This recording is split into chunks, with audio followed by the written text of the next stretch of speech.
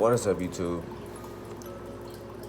It's Sunday, 2 days after Friday. Yes, I know. I was supposed to have this video posted 2 days ago, but hear me out. I literally had everything recorded and ready to edit, but you know, you gotta check the clips. So I checked the clips and it came out bad. It came out like this. I'll show you.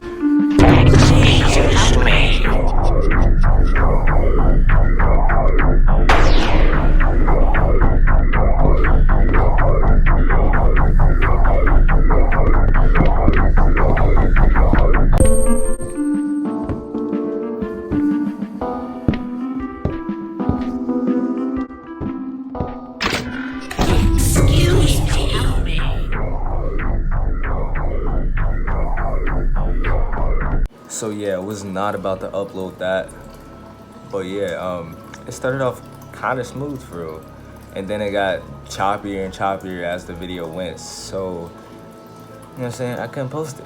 But yeah, if you don't know what Fright Friday is by now, then I'm guessing you're probably new here. So go ahead and hit that subscribe button down there. And if you're not new, then I don't even know what to say. I don't know what to say to you. But Fright Friday is basically a series where every Friday we get together, sit back, relax, and watch some scary videos, either handpicked by me or recommended by one of you guys. But yeah, literally, if you want me to watch this is getting on my nerves, bro. If you got one of you guys want to recommend a video for me to watch, just go ahead and comment down below. I'll most likely do it. So yeah, just sit back, relax, and grab some snacks, because we're about to hop into this first video.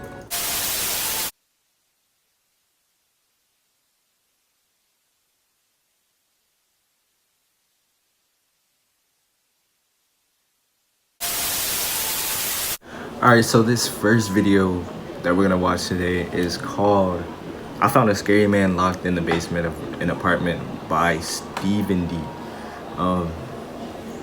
I know y'all heard of him. If you watch Corey Kenshin, you know who this is because he watches a lot of his videos.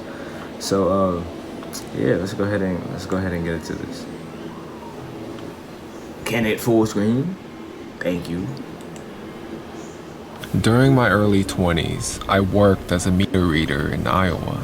I'm the person who records how much electricity, gas, or water you've used each month. The owner who signed up would give us consent and provide us with spare keys to enter if their meters were inside the house. Entering a home when nobody's there is something I never got used to. I hate basements. I've seen walls with roaches scurrying across, cobwebs so thick and dusty, rats and snakes and more strange things. But there was one basement that truly terrified me. Okay. It was an old apartment house. I entered the back door and found myself at the top of a staircase. I ran my hand along the wall until it grazed the light switch. I flipped the switch, but no lights turned on. I wasn't carrying a flashlight either, as a typical route involved 5 or 6 hours of walking. I did carry an old lantern with me, so I made my way down into the darkness. Once at the bottom, I discovered 2 doors. I chose the door on the right and found the meters in the far corner. As I entered the reads, I began hearing noises coming from the other room.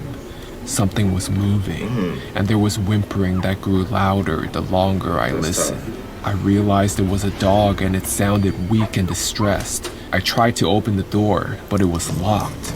At this point, the dog was scratching the other side of the door, and I felt helpless, and then the sound stopped. I reported it when I got back into the office, but I couldn't shake the thought of it. So there I was, not long after, back within that basement. I kept my ears open for any sounds coming from the other room. This time I heard nothing, but I couldn't shake the memory of that dog. My curiosity got the best of me, and that is when I made a huge mistake. Yes, sir. I tried to open the door. blood-curdling screams unlike anything I've ever heard. I stumbled backwards, nearly losing my balance. Imagine hearing that, bro. Hello? Imagine. Who's in there? There was no response, just screams. Are you okay? Do you need help? There was no doubt that I yelled loud enough for him to hear me, but he didn't want my help. He wanted me gone. I fumbled my way through the darkened room toward the exit. When I reached the top of the stairs, I just stood there, listening. Who would be alone inside that room? I finally left and I reported what I'd heard, but nothing came out of it. There was no sign of him the next month or even the next several months. I nearly given up on solving the mystery when a stroke of luck pulled me back in. One night, I went to a concert with my friend Laura. After the show, I gave her a ride home.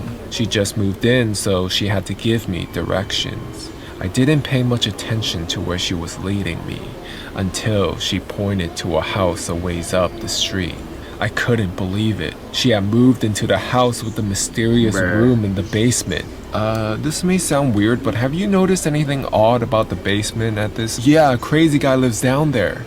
Finally, I had confirmation. She told me that even though she lived in the attic, she often heard him yelling late at night. She had actually met him. She saw him standing in the lawn. He stood perfectly still, with no expression on his face. Feeling a little creeped out, she just went in her car and left. And then, I finally met him myself. I entered the back door like I had before, but this time something was different. The light was on in the basement. I peered down the staircase, and at the bottom, a ragged-looking dog was staring back at me. Then, I noticed something else. Behind the dog, I could see a pair of bare feet. I should have left right then. At this point, my desire to finally get some answers outweighed my fear. I shakenly called out, meter reader. As I made my way down, more of him was revealed. He looked to be middle-aged. His head was shaved and his eyes were wild. I explained who I was and what I was doing there, and to my surprise, not only did he talk to me, but he actually sounded somewhat normal. I even started to doubt whether or not he was the same man I'd heard screaming. As I read the meters, he was constantly wringing his hands together and spastically cocking his head from side to side. The longer he talked, the more agitated he became. As I turned to head up the staircase, he could no longer hold it in.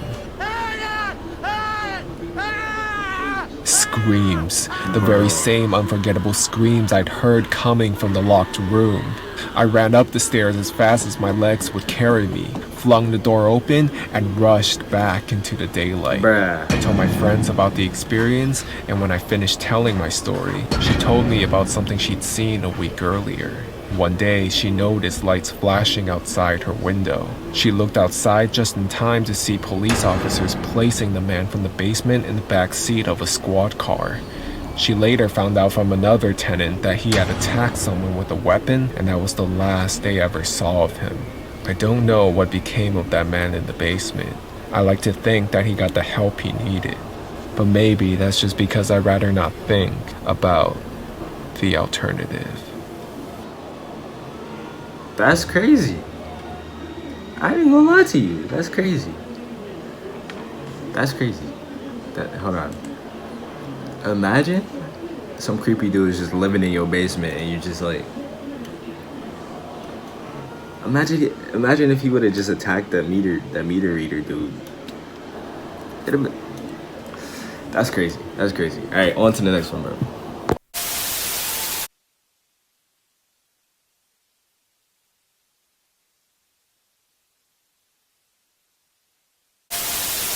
Alright, so the second animation is called I Met a Guy on the Road Who Had No Head. It's by Wansi Entertainment. So it gotta be good, so let's get into it. My name is Jonathan. I live in an average apartment. There are main roads via my apartment, but there's also a shortcut too, which makes it faster to go to one of my friends, Nick's house. However, the weird thing was that nobody uses the road. I didn't know until I saw something on it that very day. One day, I went to visit Nick as usual. We played some kinds of games together in his house, having snacks. I'm about to change my The name. outside had become dark, and when I looked at the time, it was almost 10 p.m. Then my mom called me to get back home as soon as possible. She seemed like she got mad, so I packed my stuff quickly. I got out of my friend's house, walked for like 2 minutes, and then I decided to walk through that shortcut lane this time. Because it was completely dark, it gave me a chill, but I was in a rush, so I lighted my phone's flash and walked through the road. It was a straight road, and all the leaves and bushes were on the two sides. And the next moment became the most terrible memory for my entire life. While I was walking alone, my phone's battery suddenly died. Holy crap, I mumbled to myself. But at that moment, I was so freaked out. I made my pace quicker when I heard someone's footsteps. When I looked up, there was a figure in front of me that was almost black and invisible. All lampposts in that road were broken except 2 of them. But those 2 lampposts were flickering continuously, and the figure was slowly walking closer to my side. When the light fell on his face, I could see him, full of scars on his face. He had a cut in his throat, and the blood is falling out of his cut. I tried to ask him if he needed any help, but then he put his hand on top of his head slowly, and he picked it up.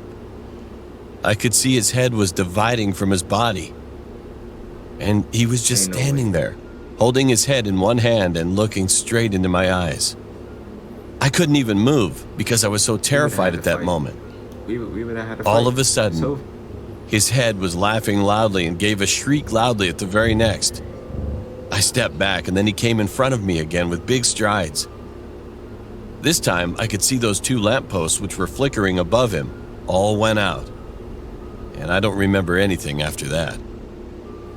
The next morning when I woke up, I was in a hospital. It turned out that some guy who was jogging around found me unconscious on that road. My mother was sitting next to me with an anxious look, so I told her my entire experience. When I finished telling her, she seemed a little surprised, and then she patted my back. She told me that there was a man who was murdered and beheaded by some gang members on that road a few years ago, but the police could neither find his head nor the criminal. Since then, lots of people saw the same stuff as me, so they stopped using that road. Even now, whenever I go to my home, I still ignore that frightening road and take another long path. It would always make my heart sink just thinking about that incident itself. I'm gonna walk down that road with an AK. It's over. It's over. Ain't none of that. Yeah. Take off your head now. Take off your head now.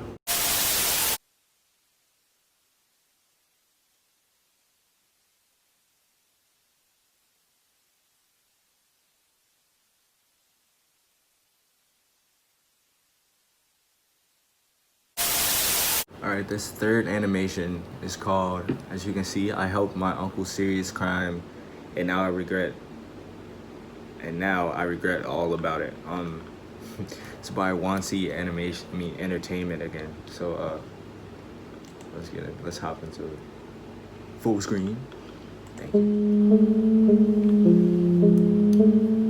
It was 15 years ago. I kept that beat going. I was about to... When I was 11 years old, I used to live with my uncle, who was 31 years old at the time. He took me away from my family, telling them how great I would be if I stayed with him in his farmhouse. Well, he actually had a really nice farmhouse. However, that was totally fake. He also had a big van that he used to kidnap kids in. He usually abducted lost kids, or the kids who were playing in the parks. Yo. Yeah, right.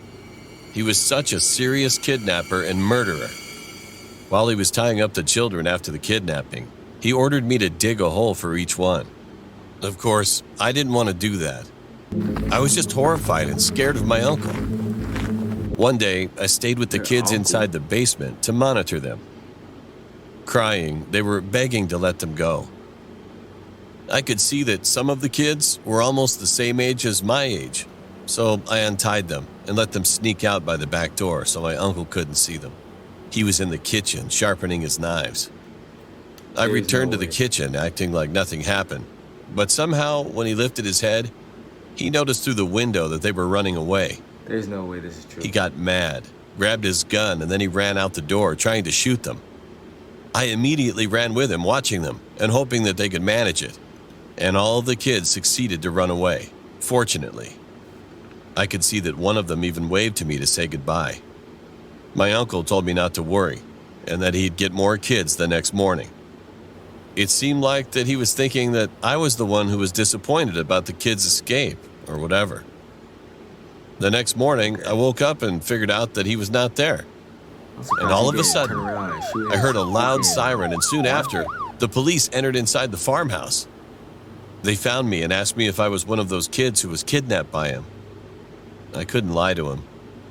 I always felt sorry for lots of kids who got kidnapped by him. So I told them that I was his nephew, and they took me with them for questioning. I was crying so badly when I confessed the truth about him to the police. It was the hardest moment that I had to give proof of my uncle's serious crime, because I loved him anyway, whether he's a criminal or not. Bro. But I knew this day would come, and actually, I was waiting for it. They didn't believe me at first, but I revealed the location of the holes to them. After digging, the police found bodies under the ground. That is crazy. At that time, my uncle got back to my mother's house, hugged her, and begged to stay for a while. However, the police had already told her about the incident and what had happened to me. So she told him he could stay, but as soon as he got to the bathroom to shower, she alerted Dad and they called the police. My uncle was arrested finally, and the police thanked me and told me that I was such a brave kid. They brought me back to my parents, and I could have a better life with them. My uncle was charged with kidnapping, murdering kids, and even showing me such terrible things that kids should not see. He was condemned to death, and not long after, finally hanged. Did this say true? Oh my. You're not They're being showing shot that. at, you're doing... Did this say true? There's no way. There's no way that's true. There's no way that's true. If that's true, I want to know who that was. I want to know who his uncle was. That's freaking. That's crazy, man. That's actually crazy.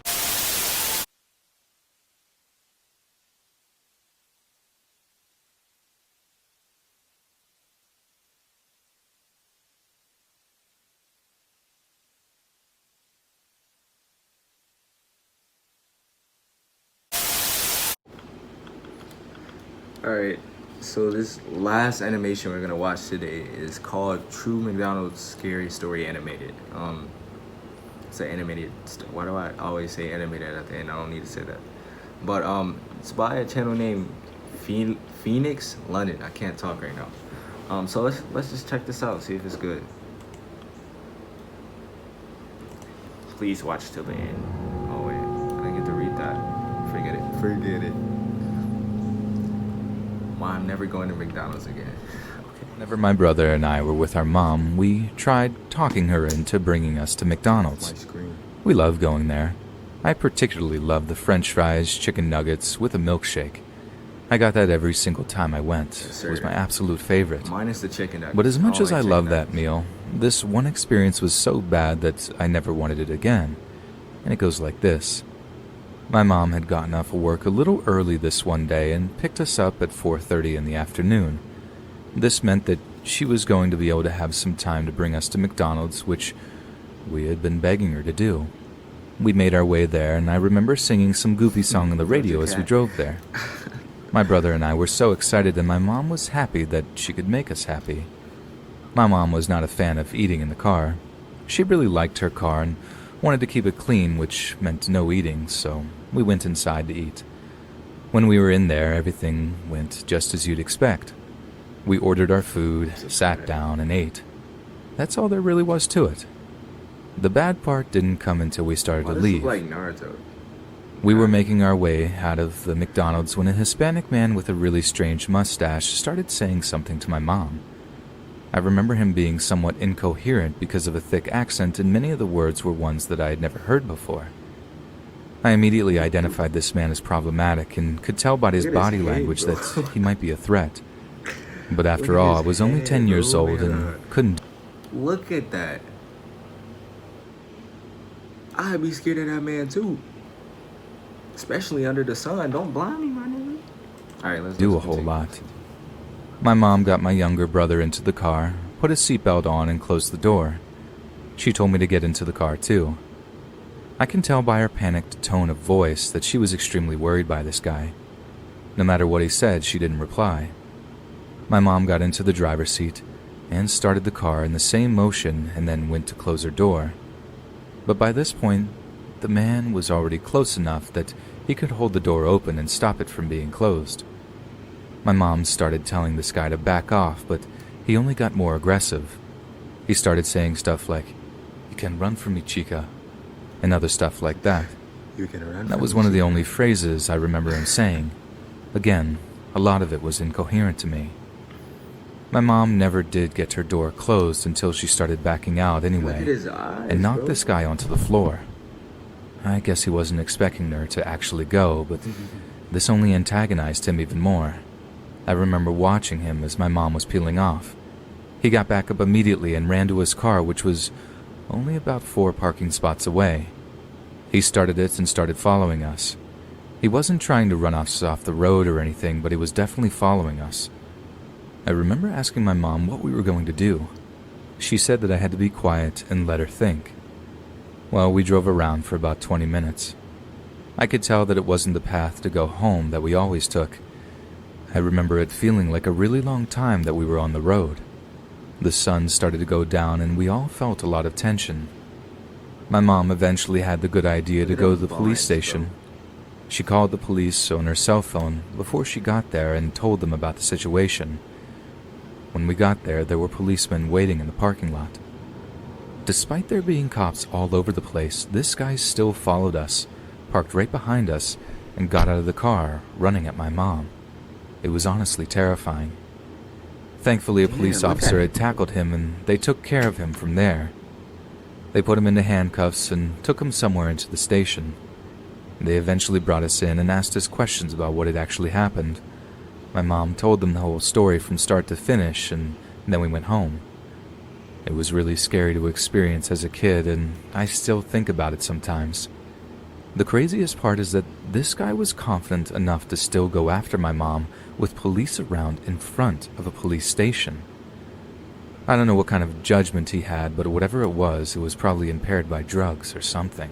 Yeah, I don't know. A couple of weeks later, a lawyer had contacted my mom. He was trying to prosecute this guy for multiple crimes.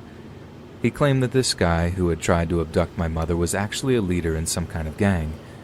It wasn't MS-13 or anything, but it was a fairly significant street gang in our area. My mom told him no because it would mean putting herself and her kids in danger. She knew that there was going to be a risk of testifying against a gang member, and she didn't trust the police officers to keep her safe. My mom didn't tell me that last part until a couple of years later. I must have been about 15 years old when she finally told me. I totally understood why she refused. I'm not sure whatever happened to this gang member, but he did a really good job of intimidating people into not testifying against him. I can't even imagine the kind of person this guy was, though. Imagine going to McDonald's, seeing a mother with 2 kids, and then wanting to abduct her, and then being crazy enough to follow her on the road for a half hour and park behind her in front of a police station.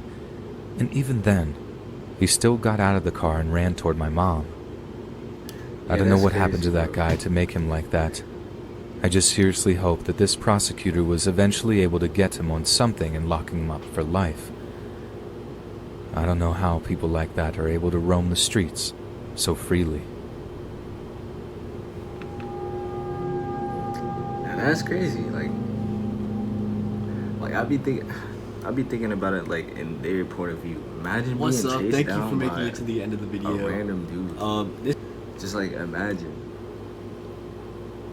I don't know what I would do. I don't. But yeah, that's gonna have to end it off for this video today. Hope you guys enjoyed it. If you guys want me to play that game that I showed in the beginning. Let me know. I'll try to do it again. I don't know if I was recording the gameplay too high in quality or something. Maybe I have to like put it down some. I don't know, but I'll try it again if you guys want me to. Just let me know in the comments. And yeah, thank you for watching. If you're new, subscribe. Don't forget to hit that like button, and I'm out. Peace. Hey, shawty bad, shawty thicker than a bit. All that ass, I can't even get a grip. Deep down, girl, you know that you the shit. You can do it on a pole, but keep do it on a dick.